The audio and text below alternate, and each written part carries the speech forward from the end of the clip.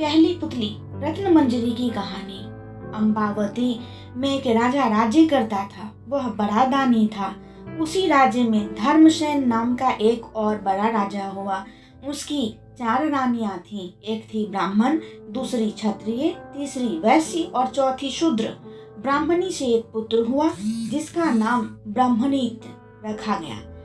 क्षत्राणी से 3 बेटे हुए। एक का नाम शंख, दूसरे का नाम विक्रमादित्य और तीसरे का नाम भृतहरि रखा गया।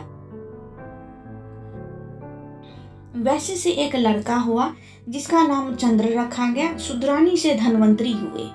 जब वे लड़के बड़े हुए तो ब्रह्मणी का बेटा घर से निकल पड़ा और धारापुर आया। हे राजन, वहाँ के राजा तुम्हारे पिता थे।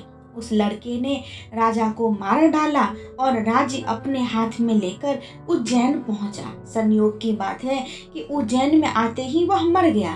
उसके मरने पर क्षत्राणी का बेटा शंख गद्दी पर बैठा। कुछ समय बाद विक्रमादित्य गद्दी पर बैठे। एक दिन राजा विक्रमादित्य को राजा बाहुबल के बारे में पता चला कि जिस गद्दी पर वह बैठे हैं वह राजा बाहुबल की कृपा से है। पंडितों ने सलाह दी कि हे राजन, आपको जग जानता है, लेकिन जब तक राजा बाहुबल आपका राज्य तिलक नहीं करेंगे तब तक आपका राज्य अचल नहीं होगा। आप उनसे राज तिलक करवाओ। विक्रमादित्य ने कहा, अच्छा। और वह अपने ज्ञानी और विश्वसनीय साथी लूतवरण को साथ लेकर वहां गए। बाहुबल ने बड़े आदर से उसका स्वागत किया। 5 दिन बीत गए। लूतवरण ने विक्रमादित्य को सलाह दी कि जब आप विदा लेंगे तब राजा बाहुबल आपसे कुछ मांगने को कहेंगे। राजा के घर में एक सिंहासन है जिसे साक्षात महादेव ने राजा इंद्र को दिया था और बाद में इंद्र ने बाहुबल को दिया।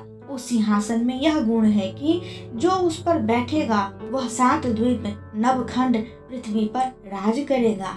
उसमें बहुत से जवाहरात जड़े हैं। उसमें सांचे में ढालकर 32 पुतलियां लगाई गई हैं। हे राजन, तुम उसी सिंहासन को मांग लेना। अगले दिन जब विक्रमादित्य विदा लेने गए तो उसने वही सिंहासन मांग लिया। राजा बाहुबल वचन से बंधे थे। बाहुबल ने विक्रमादित्य को उस पर बिठाकर राज तिलक किया और बड़े प्रेम से विदा किया। राजा विक्रमादित्य ने लौटते ही सभा की और पंडितों को बुलाकर कहा, मैं एक अनुष्ठान करना चाहता हूँ। आप देखकर बताएं मैं इसके योग्य हूँ या नहीं। पंडितों ने कहा, आपका प्रताप तीनों लोकों में छाया हुआ है। आपका कोई बैरी नहीं। जो करना हो कीजिए। अपने खानदान के सब लोगों को बुलाइए। 1.25 लाख कन्यादान, 1.25 लाख गायें दान कीजिए। ब्राह्मणों को धन दीजिए। जमींदारों का 1 साल का लगान माफ कर दीजिए। इतना कहकर पुतली रत्न मंजरी बोली, हे राजन, आपने अगर कभी ऐसा दान किया हो तो सिंहासन पर अवश्य बैठें। पुतली की बात सुनकर राजा भोज निराश हो गए। आज का दिन तो गया, अब तैयारी करो, कल सिंहासन पर बैठेंगे। इस तरह सिंहासनवती सी की पहली पुतली ने राजा भोज को नहीं बैठने दिया और अगले दिन दूसरी पुत्री चित्रलेखा ने सुनाई राजा विक्रमादित्य की कहानी।